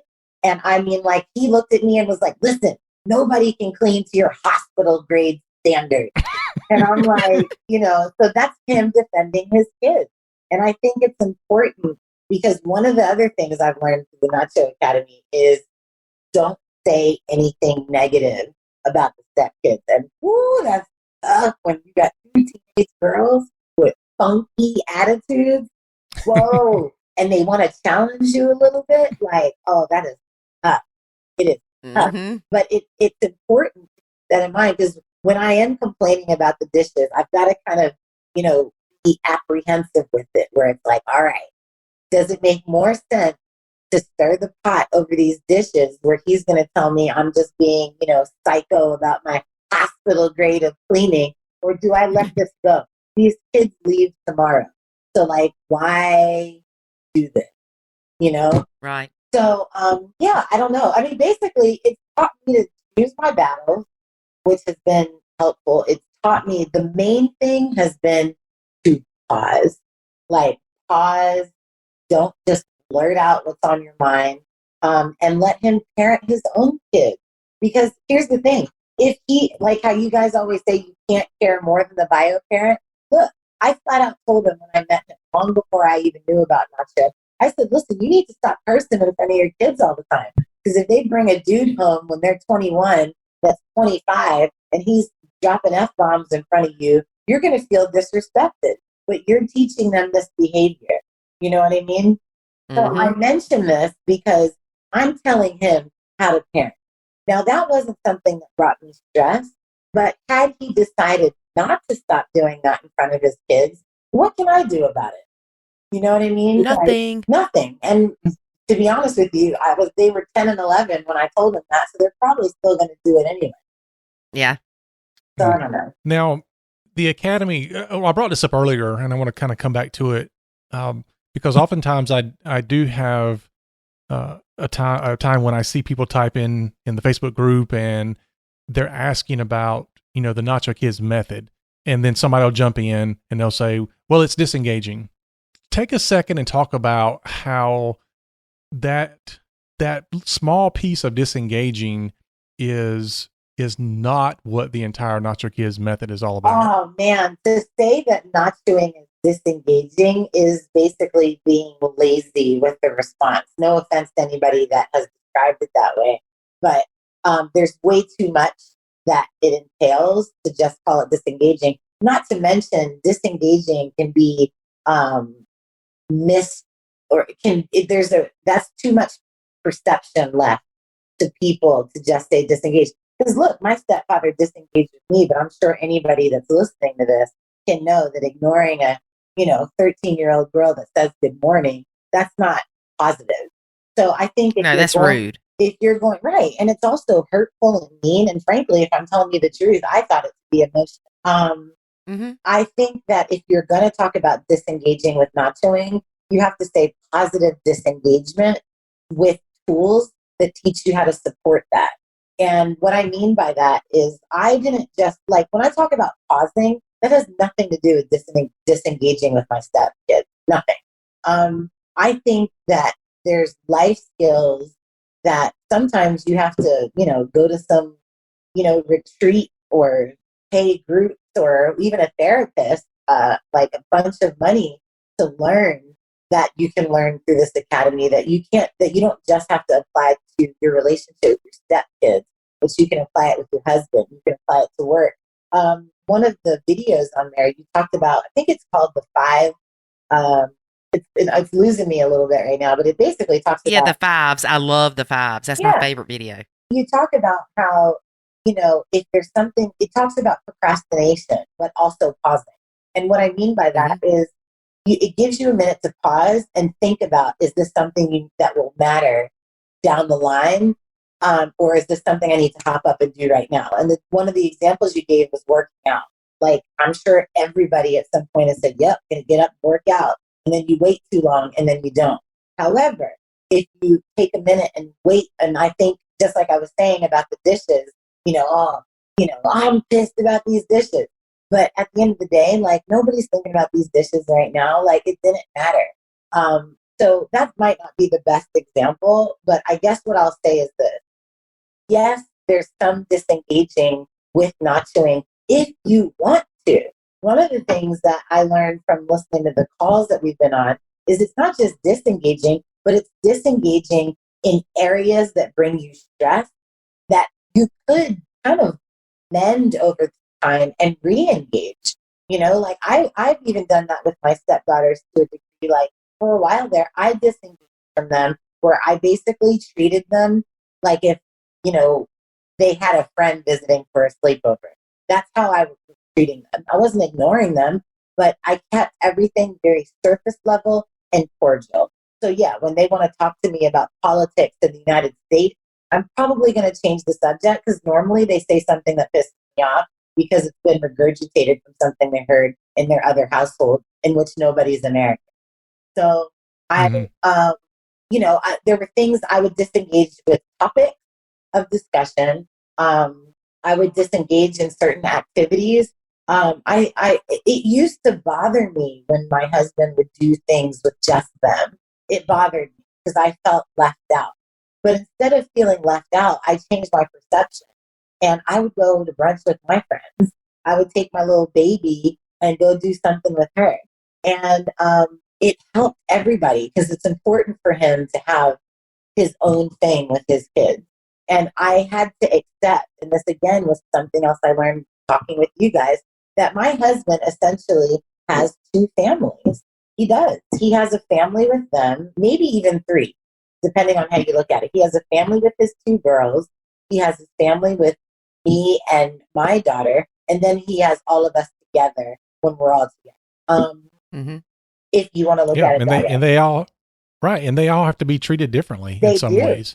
They do. And that took some emotional growth on my part that I did learn from talking with you guys, because at first I was kind of like, well, this sucks. I've only got 1 family, But actually, I've changed my perception. And when I see him dealing with whatever it is, sometimes it's funny to watch. Sometimes it's sad to watch. Sometimes it's angry to watch. But it's nice to just watch. I don't need to get all involved when his kids are acting crazy. And I really do just want to be supportive.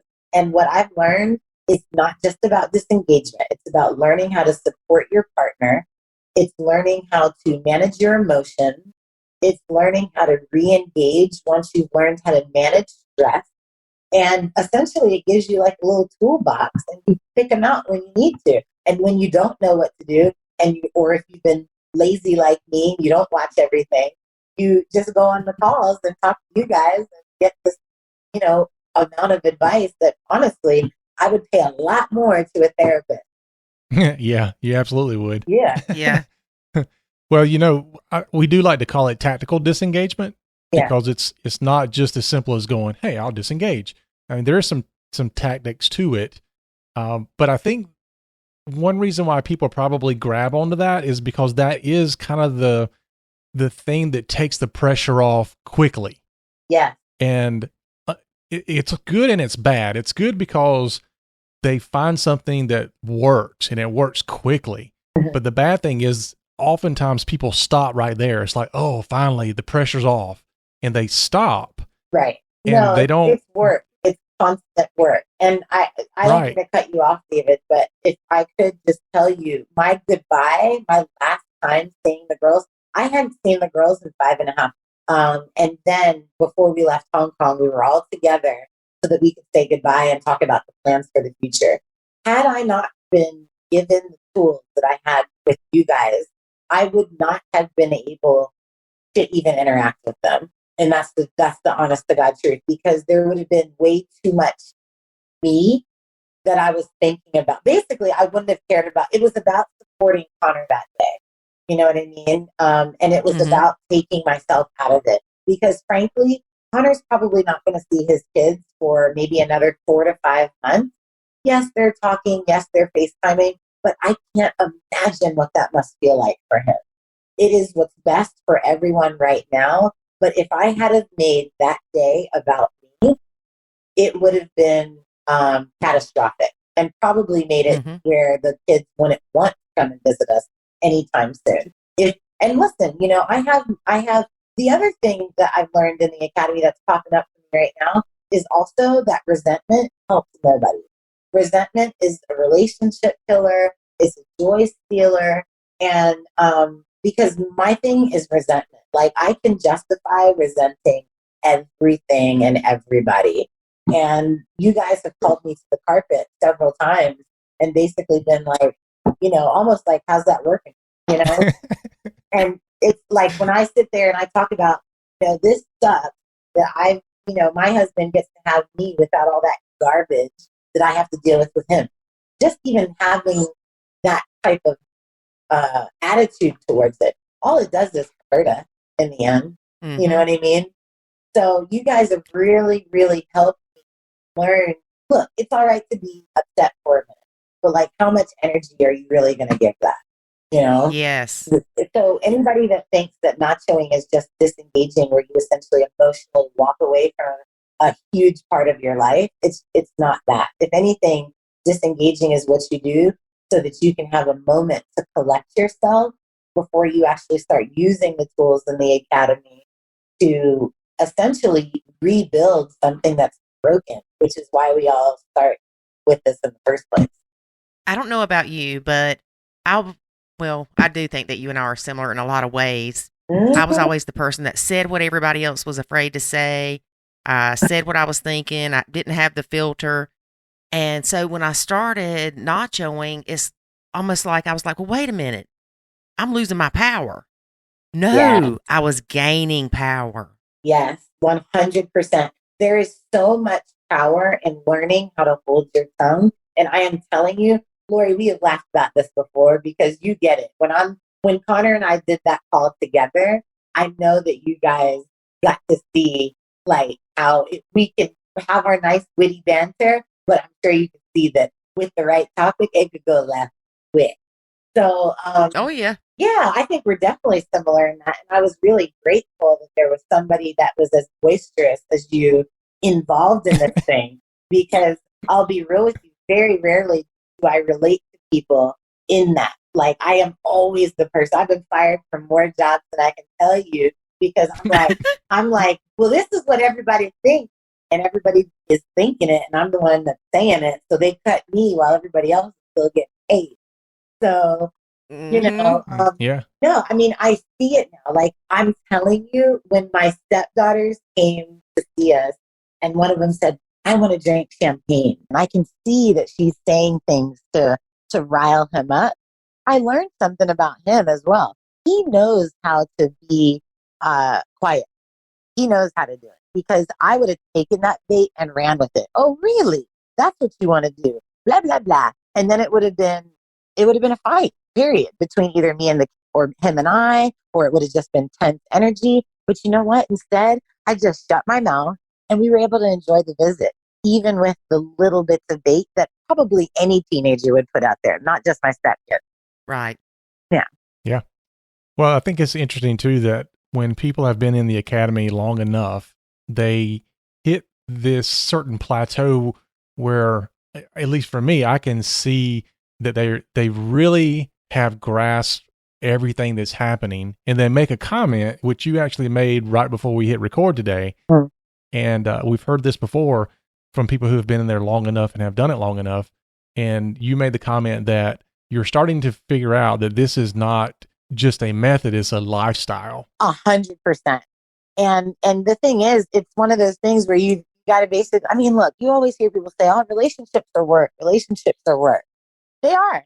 And, you know, my thing is I think that all of us are in this and have found that it's worth it. And that's why we're here. But I want to continue to work on my relationship with not just my husband, but my stepkids too, because that's just going to help everything else in the end. When it's all said and done, and I think about my daughter, you know, because there was a part of me for a while there that was like, you know what, I don't even want them to have anything to do with her, because I was angry that they had an opportunity to bond with their brother, but not my daughter. But then when I really thought about it, what's best for her? You know what I mean? What's that? And actually, Right. I should probably share this with you guys too. I was completely estranged from my half sister that's 17 years younger than me. And it was us having this discussion on one of our calls once, where I was where you guys were basically saying, like, it was almost like the do you want to be right or do you want to be happy thing. And we were having that conversation, and it actually led me to start a dialogue with my half sister. So again, this has nothing to do with my stepkids, but I realized that my half sister is a byproduct of my father's second marriage, and she doesn't have any other siblings, which is exactly what my situation is with my daughter. So I am grateful, and it's one of those other examples where something that I've learned through this lifestyle, I've applied to other things that have nothing to do with my stepkids, because I could see that my little sister has kind of been on her own because of the relationship that's bad between my stepmother and I.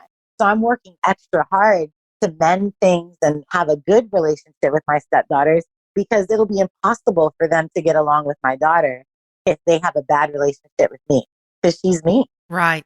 You know? I am so glad that you reached out to your half sister. I am too, you know, and it's funny because she's young, and like it's just weird. Like when I talk to her, I'm just like, all right, you don't really know anything about anything, but I guess that's how I was too at 21.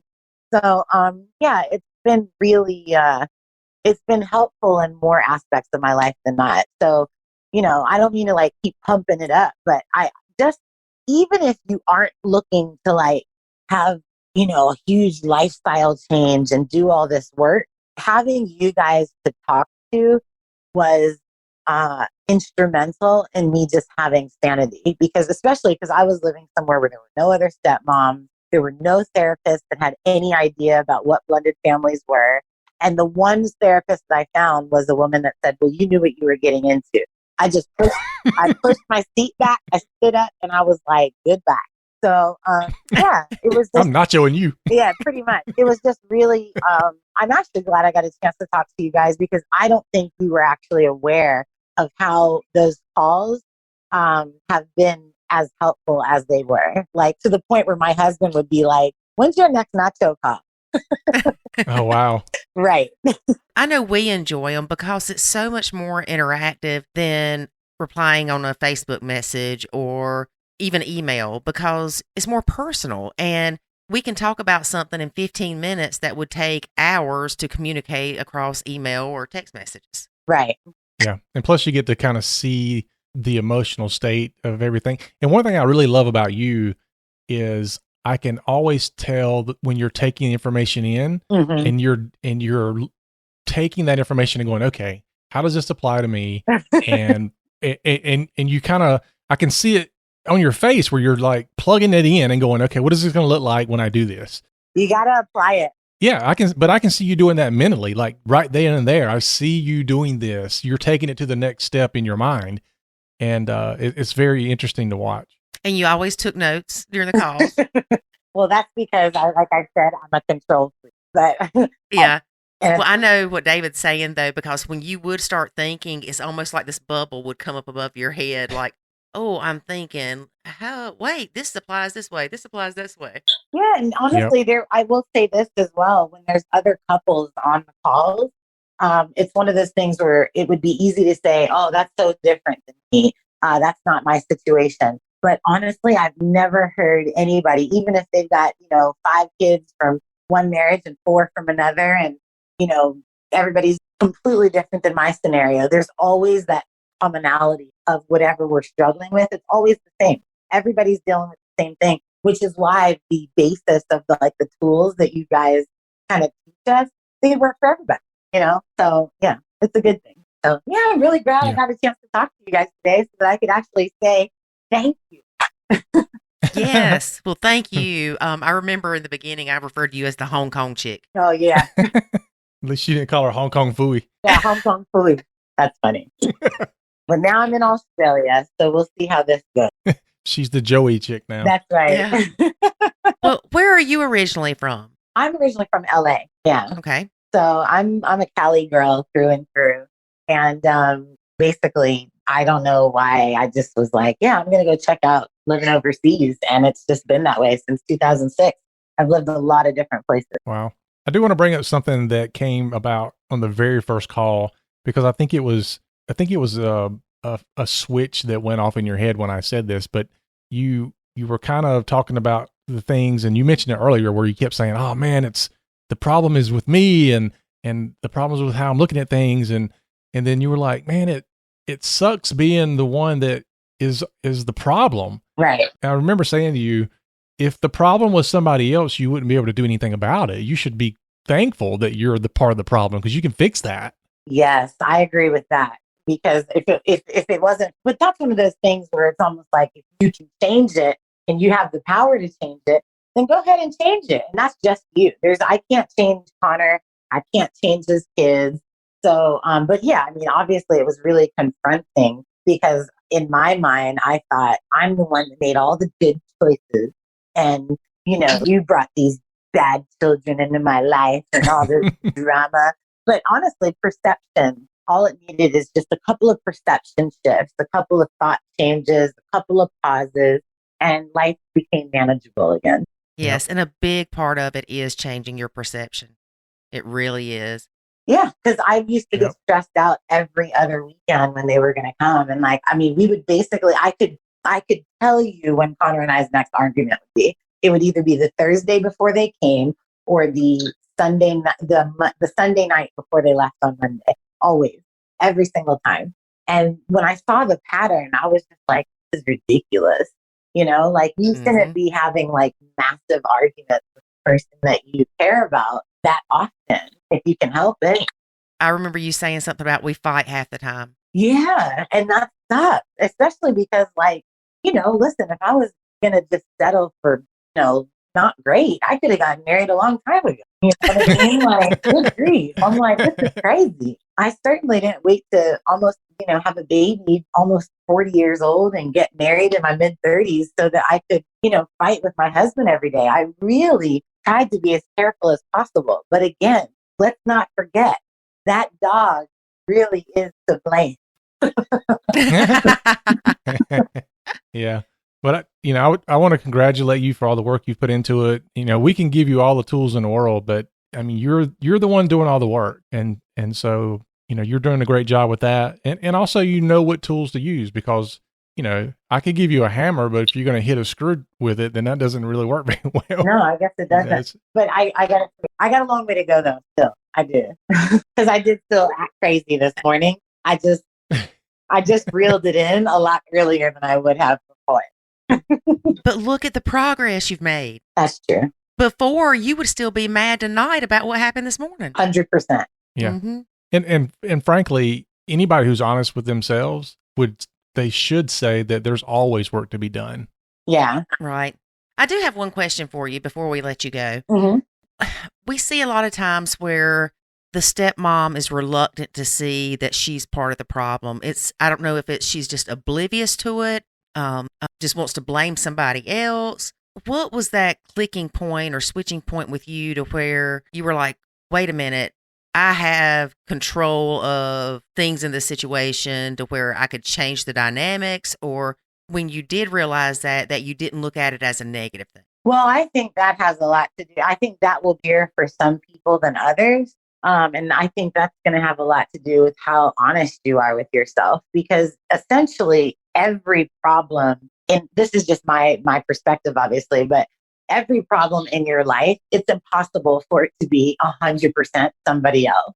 You know what I mean? Mm-hmm. Like, I could easily look at my husband and say, well, if you didn't have these kids and if you didn't have this, you didn't have that. But at the end of the day, I picked him. It's no different than when he's looking at me complaining about, maybe how one of his daughters is acting. And I know that they're acting just like their mom. I'm like, you picked her. You can't have kids, like you can't have kids with somebody that if they end up like the person you had them with, you're not going to, you're going to be upset about it. That's just the way it is. My daughter is already displaying certain behaviors that are just like me that I know my husband's like, oh Lord, this is full on, like this is a lot. And if she grows up and, I have to tell her the same thing 16 times before she's actually listening to me. And I know that's exactly how her dad is. What am I supposed to do? So when it comes to like you laugh and cry at the same time. Pretty much. But like if I was really talking to another stepmom, or just like, I don't know, if I was talking to anybody that was saying, it's them, I don't have any part in this. You have to have a part in it because you're there, there's very, very few circumstances other than like getting kidnapped that like you're going to be able to say you had no part in it whatsoever. And that doesn't necessarily mean you have to beat yourself up about it. But the sooner you can get to the realization of accepting, listen, not necessarily, and I don't want to come off as one of those people that are saying, listen, you had a choice. Because I hate when people say that to me too. Because yes, I had a choice of being with a man with 2 kids, but I also didn't have a crystal ball or else he would not know me. You know what I'm saying? But like when it comes down to it, it's all about my peace of mind. That's what clicks for me. Because you guys talked to me and were like, listen, if you are able to just shift your perception a little bit. And the best example I can give for my situation was when I mentioned when my husband would go and do things with his kids, I used to feel excluded. But then I started to feel like, you know what? Let them go do their thing and I can do my thing. It's fine. And there were also times where we did things together. We didn't always have to do anything the same way. So I guess if I was to answer your question like more poignantly and say, how did I know that I was part of the problem? It's because I was so desperate to find out what the problem was that I was even willing to look at myself. That's it. Yeah. That's what it is.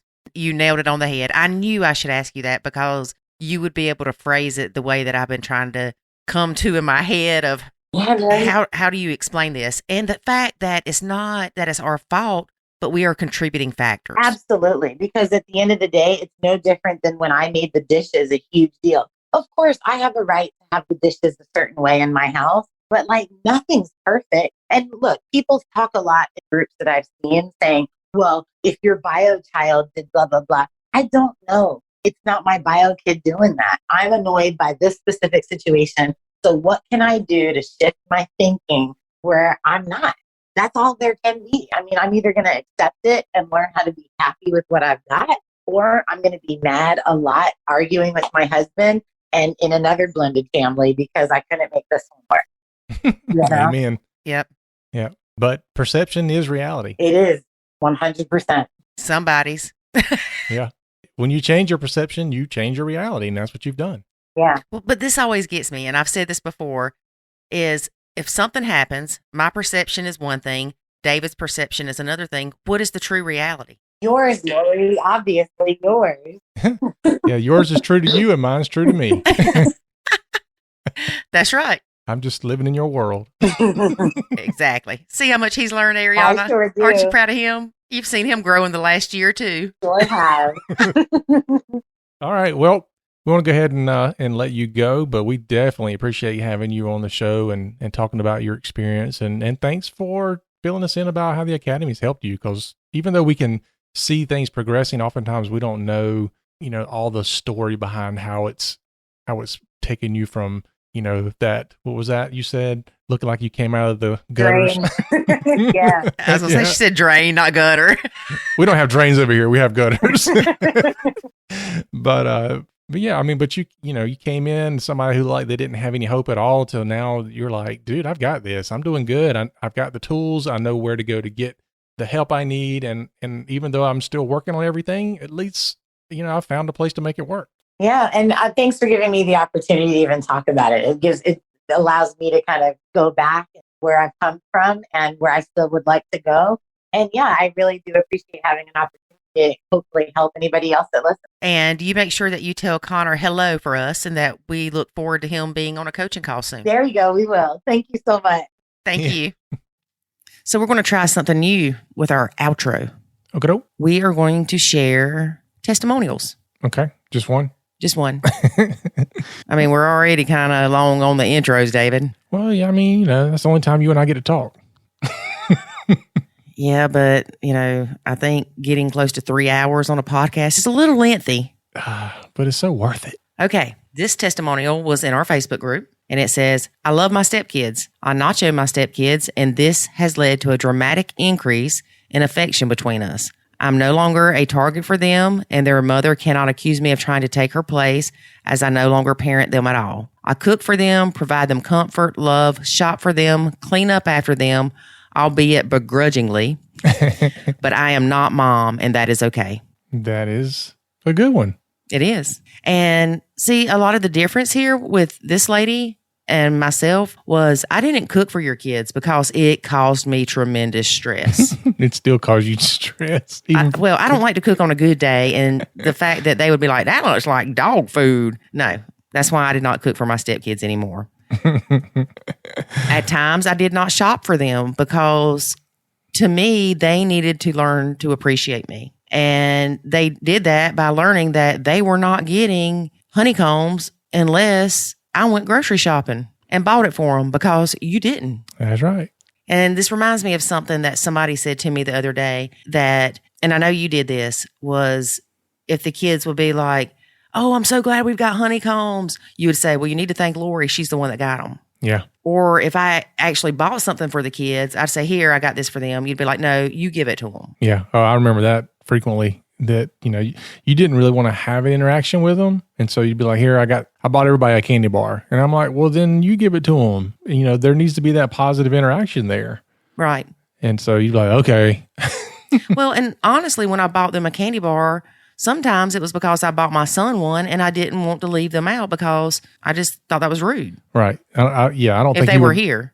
I don't think you were doing it to get on their good side. I think you were doing it just because you were trying to be fair. Right. And not have Jackson pointed out as, the favorite golden child. Yeah. Not have Jackson run around going, I got a candy bar. You did. That's right. So, but yeah, we started doing that way. And then eventually it got to the point where they understood, hey, if I want something, from the grocery store that I really like, I got to be nice to Lori to get it. Mm-hmm. Bribery, folks. Yep. That's all it is bribery. And whatever works.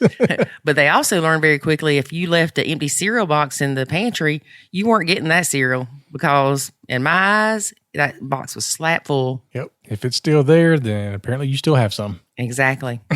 But I love how this lady talks about that by her nachoing her stepkids has led to a dramatic increase in affection between them.